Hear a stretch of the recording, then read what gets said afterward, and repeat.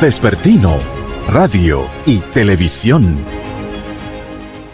Saludos, damas y caballeros, bienvenidos a Vespertino, el líder de las tardes. Gracias por honrarnos con el gusto de la sintonía a través de esta plataforma poderosísima de Vespertino Radio Televisión.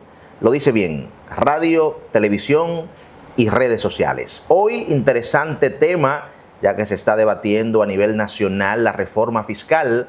De hecho, ya están en vista pública escuchando a la población. Muchas personas expresándose negativamente, aunque el gobierno está tratando de justificar su reforma fiscal. En esta oportunidad me hago acompañar de una experta en comunicación social, periodista y locutora. Mi compañera y amiga Rachide Núñez comparte con nosotros esta interesante entrevista. Muchísimas gracias, Manuel. Un placer para mí poder compartir escenario en Vespertino Radio y Televisión hoy fuera de nuestros estudios. Hoy tenemos un invitado especial, un conocedor de los temas económicos, es economista y otras cualidades más que le adornan, pero simplemente ha dicho que quieren que lo presenten como licenciado en contabilidad, profesor de contabilidad en la UAS, y además es el presidente de la Asociación de Hoteles de Ciudad de Higüey. Hoy nos acompaña en este set el licenciado Andrés Guerrero. Gracias, Andrés, por tu tiempo. Bienvenido a Vespertino Radio. Muchísimas gracias, Rachide. Muchísimas gracias, Manuel, por traerme a su programa. Amén. Lo va a ver el país y el mundo. Interesante. Muy interesante. Rápidamente, Andrés, el tema de debate es la reforma fiscal. Algo que ha traído consigo dolores de cabeza a diversos sectores de República Dominicana, y la Altagracia, el este del país, no es la excepción. Nosotros quisiéramos, usted como conocedor de estos temas de reforma, temas numéricos, primero preguntarle qué es una reforma fiscal. Es una modificación al sistema de recaudación de ingresos que tiene el Estado, con miras específicas a fortalecer el flujo de caja que maneja el Estado Dominicano. ¿Cuándo decidimos y por qué decidimos hacer una reforma fiscal? Muy buena pregunta, Rachide. El por qué hacer una reforma fiscal, fíjate. El Estado ha presentado la problemática que tiene con el flujo de caja. Ha venido un endeudamiento por más de 4 décadas que el Estado Dominicano, cuando presenta el presupuesto de gasto hacia el Congreso, vamos a llevar al Estado como si fuera un negocio. Y lo llevamos, ¿verdad? ¿Qué es el presupuesto? El presupuesto es un estado de resultados de un negocio cualquiera. ¿Y cuáles son los elementos que tiene ese estado de resultados? Tiene 3 elementos: ingresos, costos y gastos. En el caso del presupuesto de la nación, pues tiene 2 elementos: ingresos, que lo recauda a través de la DGII y aduana y otros ingresos extraordinarios que le entran al Estado por cualquier circunstancia, y los gastos, que constituyen los gastos corrientes, toda la nómina del estamento público, y gastos de capital, que son aquellas inversiones que hace el Estado que tienen un retorno de esa inversión: las escuelas, los hospitales, los peajes, la carretera, etcétera. ¿Qué sucede? Que por más, como le dije, de 4 décadas, ese ejercicio de ingresos versus gastos ha sido deficitario. Los ingresos están por debajo de los gastos del gobierno. Y cuando una entidad, una empresa, veamos el Estado como una gran empresa corporativa, tiene problemas de déficit operativo, pues tiene que buscar la forma de salir de esa situación. ¿Pero se dieron cuenta ahora, Andrés, no, de ese déficit? Ese déficit viene histórico y todos los años, por más de 40 años, viene ese déficit. Lo que pasa es que lo estamos financiando, ese déficit, con fondos tomados a préstamo. Ahí cuando el Congreso aprueba el presupuesto de ingresos y la ley de gasto público, automáticamente le aprueba al Estado la colocación de bonos, es decir, busca a través de préstamo el dinero que te falta para tú cubrir esos gastos que son duros, que están en una ley. Entonces, si le echamos una mirada al presupuesto presentado para el año 2025, lo que han visto, ¿verdad?, en la prensa, yo vi el anteproyecto de presupuesto, El Estado pretende recaudar 1.243.000 millones de pesos. Con esta reforma. Antes Antes de de la la reforma. Antes de la reforma. El presupuesto del 2025. Ingreso 1.243.000 millones de pesos. El gasto 1.484.000 millones de pesos.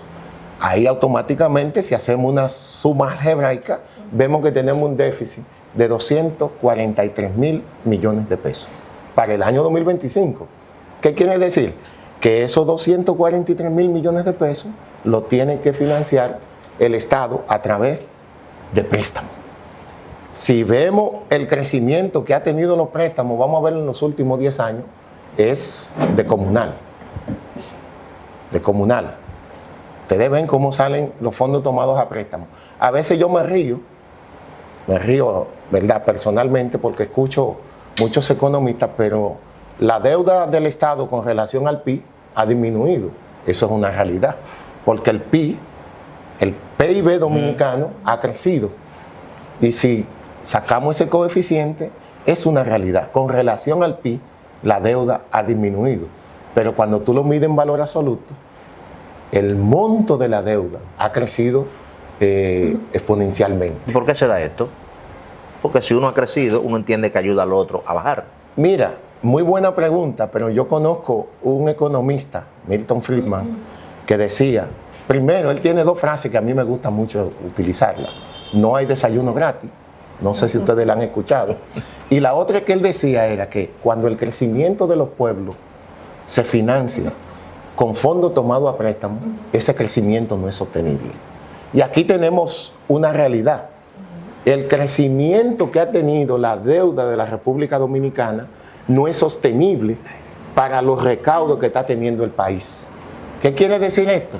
Que si no se hace una reforma apuntando a ambos elementos, una reforma fiscal integral, que nosotros apuntemos a la parte del ingreso y a la parte del gasto, es posible que la capacidad de pago del país en los años venideros se vea afectada, y cuando el país intente salir a buscar unos fondos tomados a préstamo, o no se lo faciliten o le incrementen la tasa de rendimiento, que esa fue la pregunta que te hice, ¿por qué te dan un financiamiento? Ajá. Te dan un financiamiento porque tú tienes buen historial de pago, y si eres una empresa porque tú tienes una capacidad de endeudamiento que todavía tiene la brecha que puede tomar y tiene esa calidad para generar los flujos necesarios que necesita el Estado para hacerle frente a esa deuda. Andrés, entonces en ese sentido, ¿qué hubiese pasado con República Dominicana, con el Estado Dominicano, si esta reforma se hubiese hecho 12 años atrás? Por ejemplo, sí. 4, 8, 12, Mira, 16. Si la reforma se hace 12 años atrás, a lo mejor no estaríamos viviendo la situación que está aquí. Recuerden que el asunto de la reforma fiscal salió en la Estrategia Nacional de Desarrollo, 1530. ¿Qué quiere decir? Que todos los años había que tirarle la mirada a esa modificación o esa oportunidad de mejora que tiene el Estado de recaudar los ingresos y también de focalizar cómo está gastando esos ingresos. Yo pienso que si cada año uno ve el problema y trata de resolverlo de la forma más adecuada, el país no tuviera ese déficit en la forma que está. Porque si le damos una mirada a la reforma, pareciera que sí se hizo un ejercicio. Se ha identificado que hay un déficit. Me gusta el primer articulado de la ley. La ley dice, en el artículo número 1, objeto, más bien que mal. ¿Por qué estamos haciendo la reforma? Y el primer articulado cita que el gobierno necesita disminuir el gasto fiscal. Yo digo, el gasto fiscal, ¿sí? ¿Qué es el gasto fiscal? Mira, el gasto fiscal son aquellos ingresos que el Estado deja de percibir por las exenciones que le tiene a ciertos sectores importantes de la economía. Es esa parte del ingreso que no llega al Estado, que no llega al fisco. Y eso está bastante alto. Es el primer objeto de la ley. El segundo dice mantener una estabilidad fiscal. No creo que nosotros tenemos una estabilidad fiscal pura y simple. ¿Por qué? Por el comportamiento de los ingresos versus gastos. Si la estabilidad fiscal la vamos a llamar financiando ese déficit completo, entonces sí, me monto en la rueda. Y la otra prácticamente dice disminuir el déficit fiscal. Ahí está focalizada el anteproyecto de reforma que ha presentado. Hay una que me llama poderosamente la atención, es la primera, donde habla de esos apoyos que le tiene el gobierno o exenciones a algunos sectores importantes del país. ¿No podríamos iniciar por ahí? Eliminar estas exenciones a esos sectores poderosos y no cargar al pueblo. Mira, tomar una decisión, siempre digo que a todo el que le entregan una reforma, se la pueden entregar a 15, 20 profesionales y los 15, los 20 van a venir con un librito totalmente distinto. Porque si tuviéramos la solución en la mano, todo el mundo la aplicara. Pienso que hay que darle una mirada a la parte de las exenciones fiscales que tiene el Estado para ciertos sectores que han alcanzado madurez. No hacerlo de una manera disruptiva, porque lo que se hace de forma disruptiva tiene consecuencias disruptivas también. Entonces, ¿qué si yo pienso? Que aquellos sectores que tienen esas exenciones, el gobierno debería hacer una simplificación, un desmonte muy socializado con ellos, para que el crecimiento y el aporte que ellos le están haciendo hacia la economía no se vea lacerado. Ahí, por ejemplo, se aplica la parte que tiene que ver con turismo, que es la que ha sido un poco más chocante precisamente para nosotros aquí en la Altagracia, porque nos sostiene el turismo. Hay proyectos que están iniciando, que están por iniciar, que apenas están en la fase de construcción, y que se desmonte este grupo de personas es como yo retiraría entonces mi inversión del país en ese sentido y me iría a lugares donde sí me permitan desarrollar los proyectos con aranceles, con costos muy por debajo de lo que me están ofertando en República Dominicana. Sí, mira, la exención del sector turismo, el Confotur, como lo conocen la gran mayoría de las personas, se le otorga a los proyectos turísticos e inmobiliarios turísticos por un tiempo determinado. Se le otorga un Confotur por 10 años, 15 años. ¿Qué quiere decir eso? Que durante la vigencia de ese permiso, de ese waiver que le está dando al Estado, pues no pagan ningún tipo de impuesto. Ese desmonte, si se va a hacer, viene de una manera gradual. ¿Por qué? Porque aquellos proyectos que ya tienen un Confotur aprobado, que tienen un cupón corrido, vamos a llamarle, que han pasado unos años, hay que esperar que termine ese periodo que le fue otorgado al Confotur para el desmonte definitivo. Pienso que cuando se refieren a eliminar la exención, se están refiriendo a proyectos nuevos turísticos que van a venir a solicitar ese Confotur y que ahí van a decir ya no puedo otorgarlo. Pero si ustedes se fijan, el turismo de la zona este tiene cierta madurez y cierto desarrollo, pero hay otra parte del país que no tienen esa madurez y ese desarrollo. De hecho, en Fitur el año pasado se presentó el gran proyecto de Pedernales. Veo que recientemente están haciendo el lanzamiento de Puerto Plata, Punta Belgartín. Entonces, si nosotros queremos que el desarrollo que ha alcanzado la zona este también se mude a la zona sur y a la zona norte del país, pues obligatoriamente tenemos que dejarle ciertos rejuegos con esos Confotur, ¿verdad? Por eso yo digo, disruptivamente eliminarlo sería como un poco dañino para los sectores que lo están recibiendo, pero si lo hacemos de una manera paulatina y focalizada, ¿verdad? Porque yo pienso que el Confotur se lo debemos dejar a todo el que haga un hotel turístico. Más bien, el desarrollo inmobiliario turístico que tiene otra versión, tendríamos que revisarlo. Hay oportunidad de mejora. Pero todavía en el este, la parte de Miches, la parte de Sabana de la Mar y Las Cañitas, y la misma zona de Nisibón y Ubero Alto siguen en desarrollo. Es decir, que en la Altagracia también debían pensarlo o sopesar la eliminación total del Confotur. Sí, y me imagino que los proyectos que ya se están desarrollando por ahí, por Miche, Nisibón, pues pudieron lograr que le emitieran un Confotur para esos proyectos, pero es como lo dice, en donde quiera que se vaya a iniciar el desarrollo de ese sector turístico, debería permanecer esa ayuda que el Estado Dominicano le concede al sector a través del Confotur. ¿Por qué? Porque el turismo se ha convertido en la niña de oro, en la gallina de los huevos de oro de la economía dominicana. ¿Cuánto es el aporte para el PIB? Supera el 9, el 10% del PIB el aporte que está haciendo el turismo.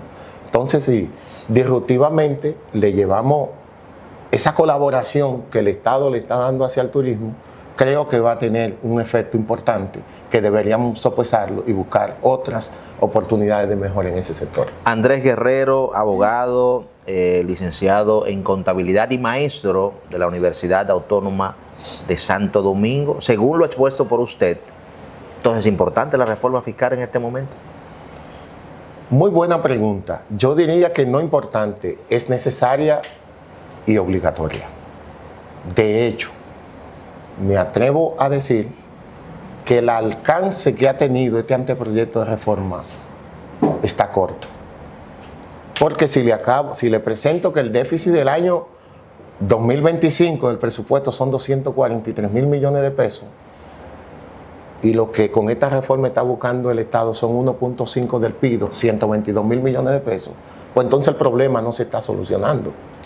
Vamos a seguir con el problema del déficit años tras años tras años. ¿Y cómo se financia el déficit? Con préstamos.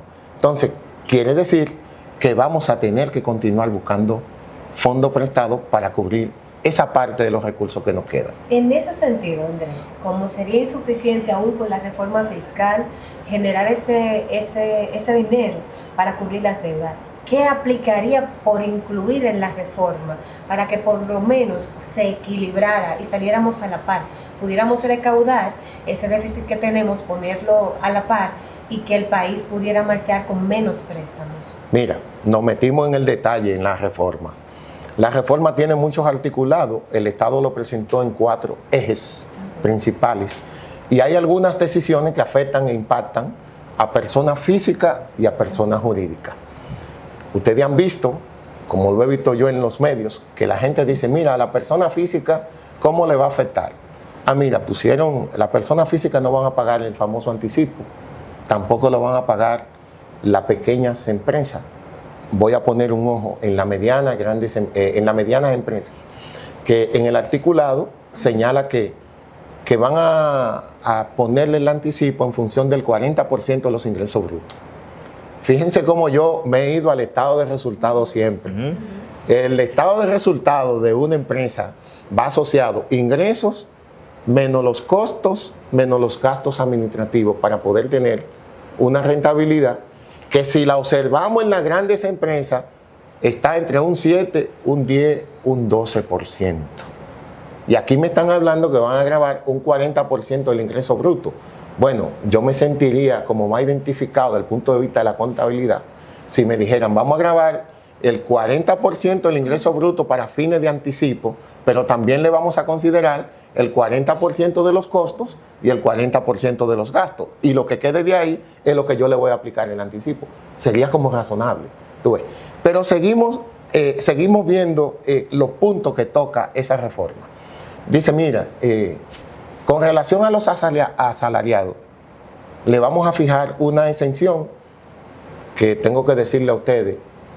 El Código Tributario, el 1192, establecía que esa exención o esa parte del ingreso que tienen las personas que trabajan en relación de dependencia, todos los años debería ajustarse por inflación. Tenemos 9 años que no se ajusta.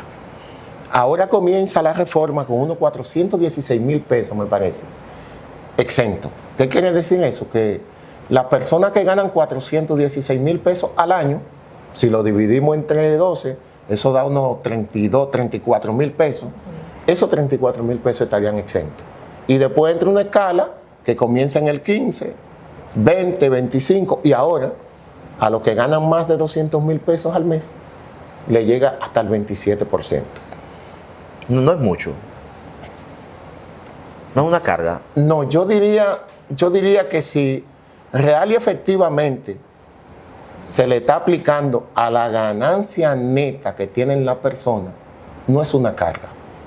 Porque la palabra impuesto es fuerte y a nosotros a todos nos incomoda y nadie quisiera pagar. Pero esto es bíblico.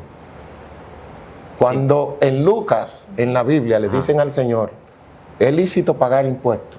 ¿Ustedes recuerdan cuál fue la respuesta del Señor? Dame una moneda. ¿De quién es esa moneda? ¿De quién es la cara que tiene esa moneda? Del César. Y él contestó sabiamente, dad al César lo que es del César y a Dios lo que es de Dios. Y él pagó tributo también, entonces todos debemos pagar tributo, eso es bíblico.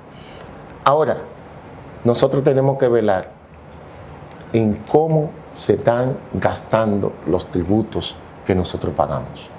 Fíjate que siempre me voy al ingreso y me voy al gasto. Vamos a ver cómo es que están gastando el dinero que nosotros estamos aportando con los impuestos. Porque así, ¿verdad? Y el gobierno hizo como un intento, ¿verdad?, de incluir la parte del gasto en esta reforma. Porque a mí me pareció interesante la fusión que están haciendo con algunas dependencias del Estado, que vamos a unir esta y esta, que vamos a eliminar esta. Y yo lo único que no veo, porque me falta información, es una fusión por absorción. Es que una empresa va a agarrar a la otra y se la va a comer. O es que vamos a agarrar la misma cantidad de personas, la vamos a llevar a un edificio nuevo o a distintos edificios y van a decir, ahora lo van a dirigir desde aquí las dos personas. Porque sería interesante determinar si con esa unión, con esa fusión, con esas eliminaciones, tiene un impacto en la reducción del gasto del gobierno. Y creo que lo va a tener. Porque ya cuando me digan que dos dependencias del Estado se van a unir, por ejemplo, educación y la MESI, va a tener un solo director, va a tener un solo encargado de asuntos legales, me imagino yo, porque si se van a quedar los dos, ¿para qué hacer la fusión? ¿Para qué hacer la eliminación? Entiendo que ese es un punto importante. Debe reducir el presupuesto. Que por lo menos no el presupuesto, por lo menos el gasto que estaba asociado a esa entidad con asuntos de nómina debe tener cierta reducción. Es lo que yo entiendo como contador, tú ves. Porque si estamos eliminando algunas posiciones, ahora si es que se quedan todas las posiciones, ni que hablar. Pero si se van a eliminar algunas posiciones, entiendo que sí va a haber una reducción en el gasto. Y es algo que yo no he visto que lo han atacado o que lo han defendido de forma eficiente las personas que están presentando el anteproyecto. ¿Siente Andrés Guerrero que el gobierno va a ceder ante la presión y sobre todo esas vistas públicas que han sido muy virales en las redes sociales y que le han llamado la atención poderosamente al gobierno? Sectores importantes del país. ¿Piensa Andrés que va a reducir, el gobierno va a ceder? Mira, he visto todos los pronunciamientos uno por uno que han hecho las personas. Yo creo que hay oportunidad para que haya un conversatorio, para que haya un acercamiento. Hay oportunidad de mejora. Entiendo que... Voy a interrumpir. ¿Cuáles serían las mejoras que considera Andrés como economista y mucha experiencia en la parte administrativa para esta reforma, para que sea más funcional y más efectiva para el país? Mira, hay muchos aspectos que nosotros podemos ver, pero en el anteproyecto que han presentado, yo vi que hicieron un trabajo eficiente. Si nos vamos al eje número 3, ahí identifican que el 47% de las personas que deberíamos contribuir con el ITEVI, IVA, que le cambian el nombre, está en incumplimiento. ¿Cuánto es ese 47%? Estamos hablando de alrededor de 480.000, 500.000 millones de pesos. Un 3.4 del PIB. Que no está entrando. Eso es lo que yo estoy viendo, que no está entrando al fisco por la parte del ITEVI, del IVA. Pero si nos vamos, que no lo vi en la reforma, ¿cuál es el porcentaje de incumplimiento que tiene el impuesto sobre la renta? También es alto, supera el 55%. Entonces, pareciera que aquí hay un problema que lo han confundido mucho, eficiencia tributaria, no eficiencia, porque eficiencia yo lo calculo cuánto le cuesta a la administración tributaria recaudar un peso, eso es eficiencia. Pero yo diría que una mayor activación en perseguir esa evasión que ya tenemos identificada del ITEVIS de un 47% para llevarlo al cumplimiento, pero tendríamos 3 reformas si lo llevamos al 0. Pero si lo llevamos al 20%, bajando del 47 a que sea 27 nada más, que se quede en incumplimiento, tenemos 2 reformas. Entonces pareciera que hay oportunidad de ir por otros ejes, ¿verdad?, focalizado. ¿Y qué es más conveniente? Hacer una eficiencia para perseguir ese nivel de incumplimiento o ampliar la base del ITEVIS como lo están haciendo, que es netamente regresivo. Porque aquí lo que estamos hablando con ampliar la base es que anteriormente teníamos 3 categorías de tasa: 0, 16 y 18. No es exento, 0. Porque le digo 0 porque los productos que están grabados con 0, cuando tú haces la comparación, ese costo queda hundido y o sea, que debe marcarse el 0. Claro, no es lo mismo exento que 0. No es lo mismo en asunto, porque el 0 es un número de la escala natural de los números naturales. Entonces, ¿qué pasa? Llevar desde 0 a un 18% producto de consumo masivo de primera necesidad, las carnes, los pescados, los animales vivos, es fuerte. Es fuerte, porque eso le pega directamente a todo. Al de abajo. Más a las personas. Hay una señora que en la universidad me preguntó: maestro, pero ¿cómo es que ese 18 me va a afectar a mí? Digo, usted tiene mucho que no compra 5 libras de carne de cerdo. Sí, 1,000 pesos me costaron. Digo, cuando la reforma esté aprobada, usted va a pagar 1,180. Pero no se habla de un aumento tampoco salarial, porque tú dices, vamos a compensar con el impuesto que le voy a colocar a la gente, pero también por otra parte voy a inyectarle para que la gente pueda adquirir los productos de primera necesidad, por lo menos tranquilo. Sí, mira, en el anteproyecto el gobierno propone aumentar el salario mínimo público. Fíjate que aquí estamos hablando del gasto. Aumentar el salario mínimo público es aumentar el gasto del gobierno. Pero el salario mínimo público lo tienen ¿cuánto representaría eso? Había que hacer el ejercicio. Me imagino que algunos 590, 600 millones de pesos. Ampliar de 10,000 pesos a 15,000 pesos el salario mínimo público. Pero también vi en ese anteproyecto de reforma que el gobierno podría incidir o procurar que el salario mínimo privado sea aumentado. Bueno, es una relación entre patrono, empleado y las organizaciones que tienen que ver. No sé cómo ahí lo haría el gobierno, el Ejecutivo, para incidir directamente en que el salario mínimo privado sea modificado, porque sabemos cómo se modifica eso. Ahora el público sí lo puede modificar automáticamente, y eso sería un poquito de gastos más para el Estado, pero sería bueno para las personas que reciben el salario mínimo, que van a recibir en lugar de 10, 15,000 pesos, y esos 5,000 pesos a lo mejor van a llevar a la parte que reciben ese salario público. Puede compensar. A cierto equilibrio compensatorio, tú ves.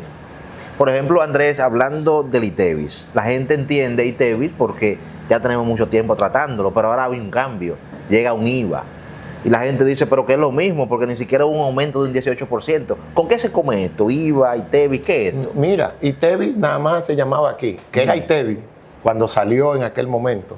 Y astutamente dijeron ese servicio también, muy bonito. En el resto en el mundo entero, ese impuesto se conoce con el nombre de IVA. Impuesto al valor agregado. El impuesto no es algo nuevo. Es que el ITEVIS, desaparece la palabra ITEVIS y se convierte en IVA, que es como se conoce mundialmente. Eso le da el chance, perdón Andrés, a grabar otro tipo de cosas que estaban fuera del ITEVIS. Que esa es la expansión de la base. ¿Qué es lo que pasa? Que concomitantemente con el cambio de ITEVIS a IVA, viene una expansión de la base y productos y servicios. Se agregan. Ejemplo, que tenían un 0%, ahora van a pagar un 18%. Y los que tenían un 16% van a pagar un 18%. Yo pienso que en el asunto del IVA debe haber algo como escalonado. Que no sea tajantemente de un 0 a un 18, pero que sí que se vayan con ciertas escalas. 3 escalas pueden haber. ¿Por qué no le ponemos un 8, 12, 18? Tú ves? O lo que le parezca a la persona y hagan ese ejercicio. Aplicable en varios años. Exactamente. Pero la realidad es que es muy fuerte. Ahora yo leyendo la reforma, habían servicios como el transporte estaba exento, pero ahora le pusieron un apellido. Transporte de carga está grabado. Es verdad que el arroz, pan, huevo van a estar exentos del ITEVIS, pero el que me transporte, exactamente, ese arroz desde el norte hasta el este, claro que tiene que grabar el ITEVIS. Entonces pareciera que por un principio del tercero excluido, ese ITEVIS que va a grabar el transporte de carga se le va a pegar al producto. Es que hay un derrame automáticamente. No como ITEVIS. Como IVA. Pero ahí viene el punto. Pero ahí hay un derrame. Exacto. Si yo como comprador de un camión de arroz de la parte norte hasta Higüey, él me va a subir el costo de transportación, yo tengo que de una forma u otra compensar ese escalonado. Con el precio de Eso es escalonado. Acuérdense que el ITEVIS, el IVA, lo paga el consumidor. El consumidor final es que lo paga. Entonces, así como da el transporte de carga, a mí me pareció jocoso, pero no sé si es un error involuntario, que ahora los servicios funerarios van a estar grabados con el ITEVIS. Que la basura, recoger la basura, pareciera que va a estar grabada con el ITEVIS, porque el anteproyecto no señala específicamente que está exento. Que lo que tú pagabas antes en el salón para ponerte hermosa, Rachid, estaba con exento. No exento, cero. No es lo mismo exento que cero. Las ceros que se van a pagar. Ya el servicio en el salón va a estar grabado con el IVA de un 18%. Y así sucesivamente. Entonces, díganme ustedes. Vamos a sufrir, o sea, República Dominicana completa, el que viva aquí, el que consuma algo aquí, aún sea un visitante, va a sufrir esta reforma fiscal. Claro, es así. Pero fíjate que nosotros solo hemos hablado del ITEVIS, pero allá hay un impuesto, el IPI. Vamos al IPI, ahí quiero ir al IPI. No, el IPI. No, esa es la propiedad inmobiliaria. El impuesto a la propiedad inmobiliaria. El impuesto a la propiedad inmobiliaria. De 9 baja a 5 millones. Recuerden que eso salió como un impuesto sobre la vivienda suntuaria cuando salió. Y aquí es interesante hacer una definición de qué es una vivienda suntuaria. Porque a mí no me cabe en el intelecto pensar que un apartamento o una casa vivienda familiar de ciertos niveles sea una vivienda suntuaria.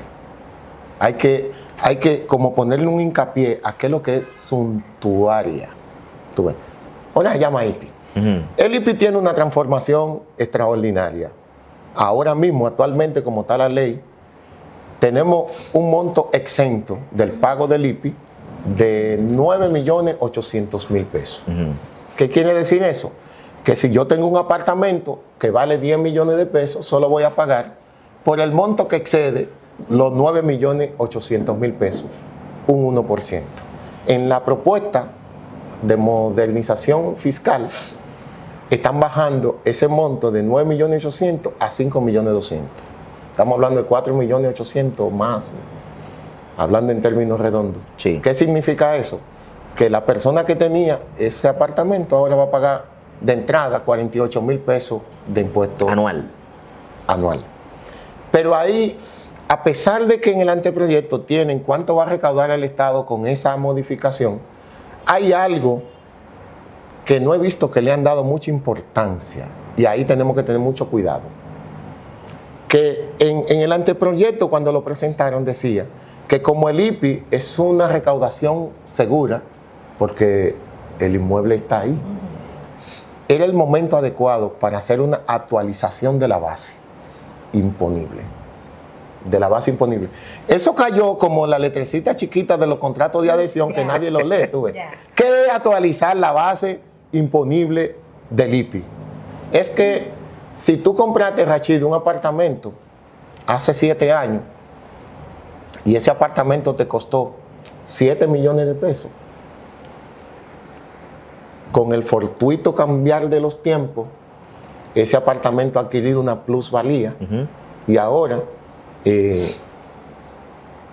la DGII va a tener la presunción de actualizar el valor de ese apartamento, y si el apartamento está en un sitio que... Viene un censo entonces. Que viene un censo que cuesta 15 millones, tú vas a pagar el excedente de los 5.200.000 hasta 15 millones, un 1%. Entonces sería retroactiva la ley en esa parte. No, retroactiva no. Aquí lo que yo estoy viendo, que 2 gremios a los que yo pertenezco no se han pronunciado.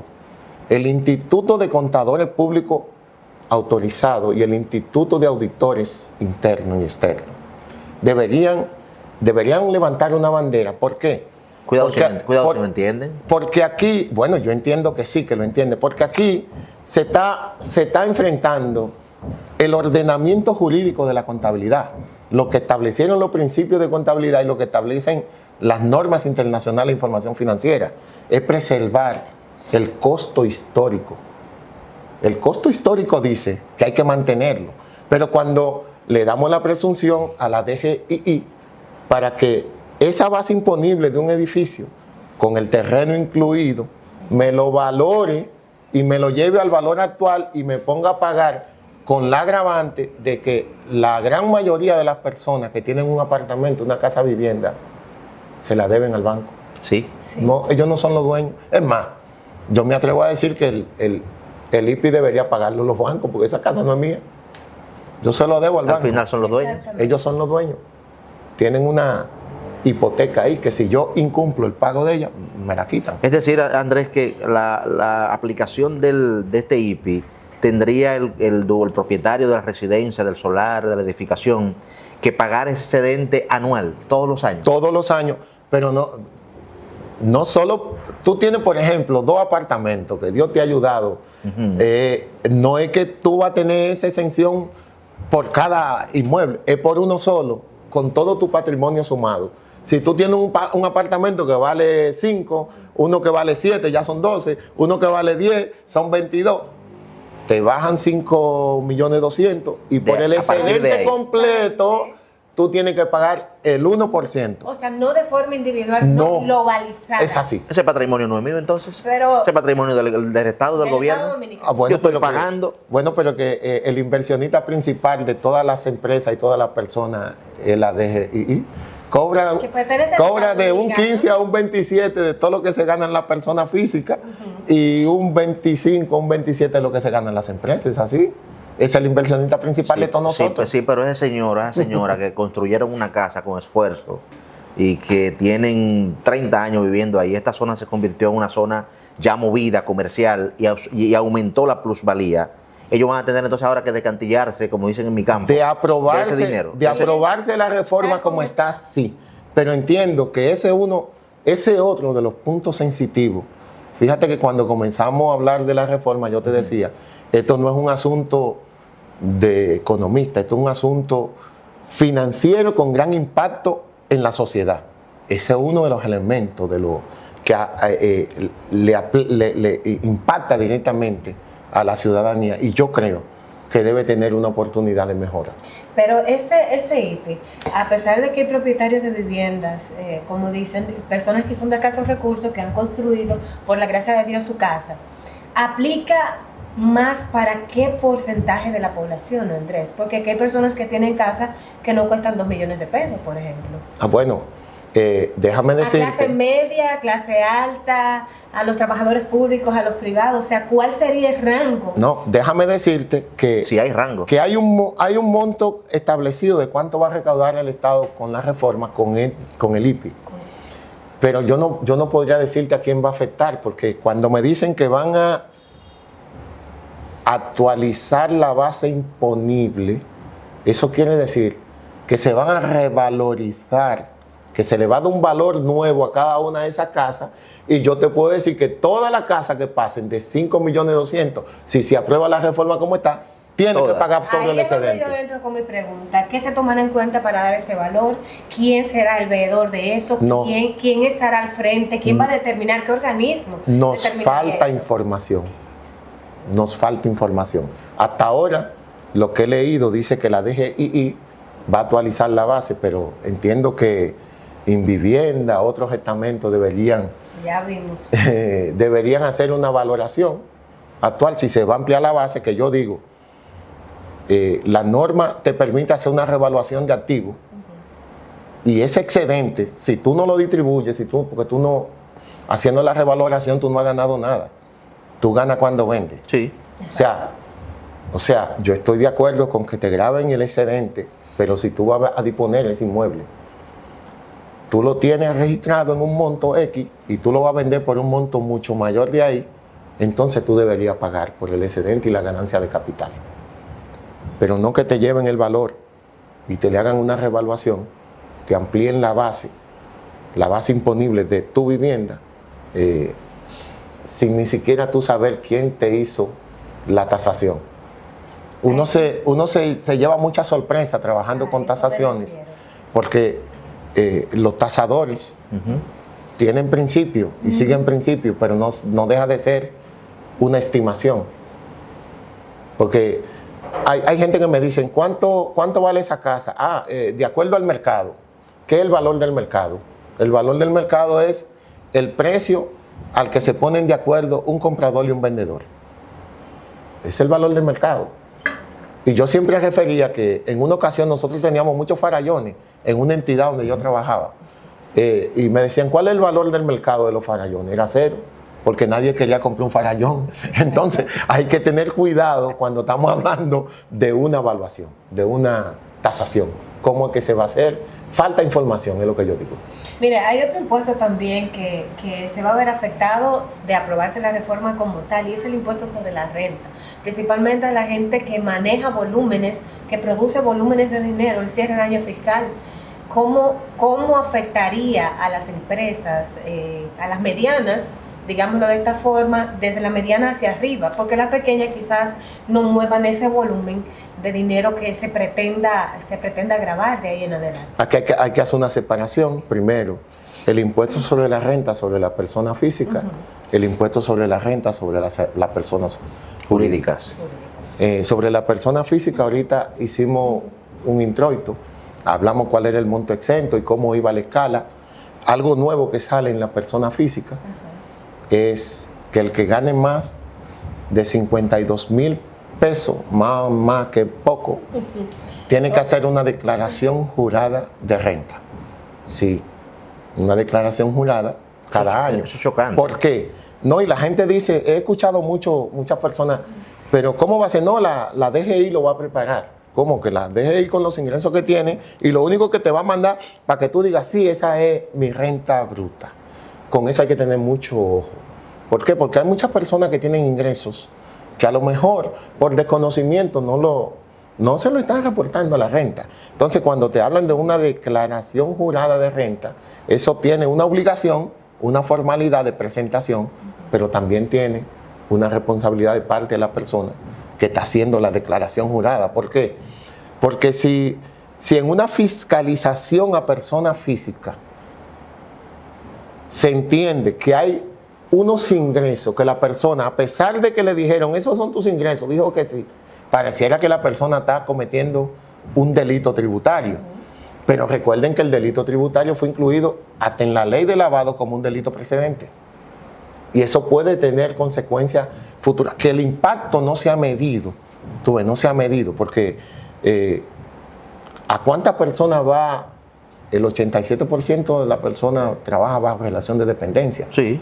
Pero aquí hay multiempleo, pluriempleo, porque no alcanza. Entonces, si la persona se equivoca, porque no lo está presentando una persona, un profesional del área, un contador, un auditor, que te diga, sí, mira, esta es tu declaración jurada, y estos son, presenta de manera razonable los ingresos que tú has tenido, que ahí entonces la responsabilidad caería entre el profesional que te está haciendo el trabajo, ¿verdad?, con el dictamen que te está dando. Pero eso es delicado, eso tenemos que verlo. Pero hay otra cosa, el uso de ese profesional a mí Cuesta. me genera un costo. Eso cuesta. Aunque he escuchado varias veces que dicen, no se va a necesitar un contador para presentarla porque te la van a decir y tú lo único que vas a tener que decir es que sí o que no. Yo para decir que sí o que no tengo que confirmar. Como contador. Cierto.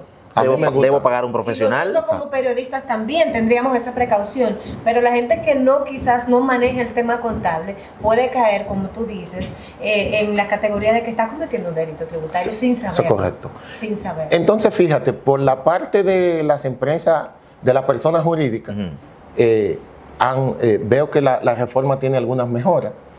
Lo primero es que la pequeña empresa no van a pagar el anticipo. La mediana empresa, le hice el asunto del 40% de los ingresos que estarían grabando ahí. Pero hay algo importante que se estableció en el anteproyecto de reforma, que una empresa en los 3 primeros años no está obligada a presentar la planilla. Todo el que ha montado una empresa sabe que los primeros 5 años es pérdida. Sí. Los 3 Tiene que primeros prepararse años, para eso. ¿Eso es bueno o es malo? No tiene obligatoriedad de presentar la planilla. Yo digo, y la pérdida acumulada que yo tengo en los 3 primeros años de implementar un negocio, ¿Qué pasa con eso? ¿cómo yo me lo voy a compensar en el futuro si no tengo obligatoriedad de presentar esa declaración? Son preguntas que surgen a una persona que es profesional de la contabilidad, que es empresario, que ha montado empresas y que sabe. Que tiene conocimiento. Que en los 3 primeros años, por lo general, genera pérdida. ¿Y no está incluido en algún tipo de compensación a ese emprendedor o empresario? En el anteproyecto no hay nada incluido. ¿Entiende, Andrés, que esta reforma o ley de modernización fiscal fue impuesta por algún organismo internacional a la República Dominicana? No, impuesta yo diría que impuesta así como está, no. La reforma es reclamada por los organismos internacionales, el Fondo Monetario, y es precisamente porque el cash flow, el flujo de efectivo del Estado Dominicano debe ser mejorado. Y la capacidad de endeudamiento, la capacidad de pago del país debe mantenerse. Y si no se hace una reforma, que la hemos dilatado por tanto tiempo, yo diría que es obligatoria hacerla. Es la forma que tenemos que ver. El país podría verse en condiciones de caer en default, de no tener mercado para tomar un préstamo, o que las personas que tienen las deudas digan, voy a salir de la deuda eterna de la República Dominicana. ¿Entiende, Andrés, que el gobierno no ha tenido la comunicación necesaria para hacerle saber a la gente, a los empresarios, a los emprendedores, por qué la reforma es importante? Mire, esto es nuevo, esto salió recientemente, que lo mandaron al Congreso. Ahora se hizo una vista pública. Pienso que la comunicación deben ampliarla un poco y que todo el mundo entienda cómo le impacta la reforma. Es obligatoria que hay que hacerla. Estoy de acuerdo con que se haga la reforma. La forma en que está presentada es que la acera y le pega a la clase media, a la clase baja de forma muy fuerte. Y yo creo que el pastel o la manzana debemos cortarlo por distintos puntos. Andrés, es nuevo hacia afuera, o sea, el pueblo dominicano lo está conociendo de hace unas 3 semanas hacia acá, pero esas investigaciones que se hicieron para poder sustentar esa reforma llevan tiempo haciéndose.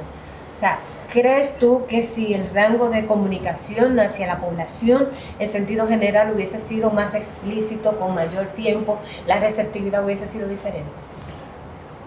Yo pienso que el asunto de la conversación con los sectores interesados no se ha llevado de la mejor forma.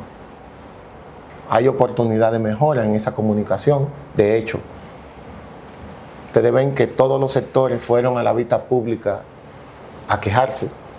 Si anterior a eso se hubiese hecho esa socialización, esas lluvias de ideas de las personas que la imponen, de las personas que la van a recibir, creo que hubiese sido distinto.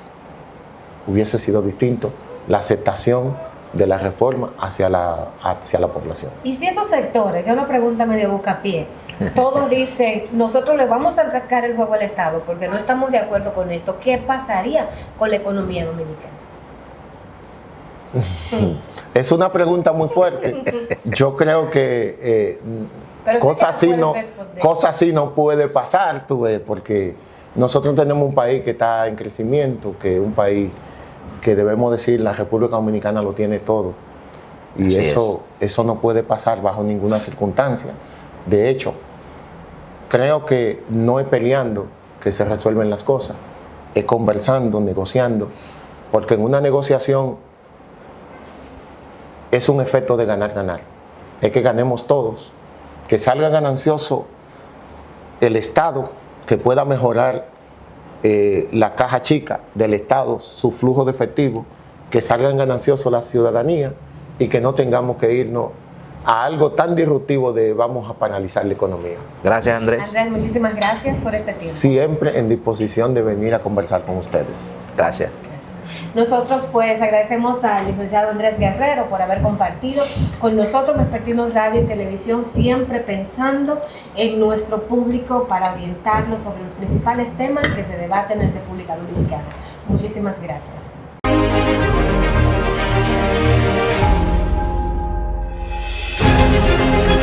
Vespertino, Radio y Televisión.